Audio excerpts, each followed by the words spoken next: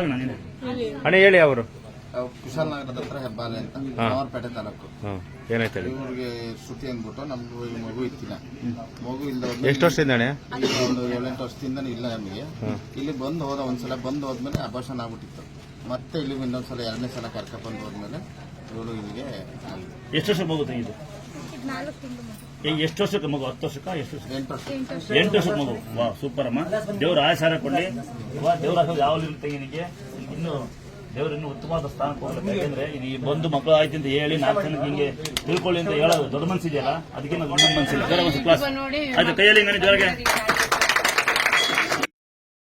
ಗುರುಗಳು ಅವತ್ತು ಏನ್ ಮಾಡಿದ್ರು ಹೇಳಿ ಅಮ್ಮ? ನಾನು ಫಸ್ಟ್ ಟೈಮ್ ನನಗೆ ತುಂಬಾ ವರ್ಷದಿಂದ ಮಕ್ಳಿರ್ಲಿಲ್ಲ. ನನ್ ಫಸ್ಟ್ ಒಂದ್ ಮಗುವಾಗಿ ಅದು ಅಭಾಷಣ ಆಯ್ತು.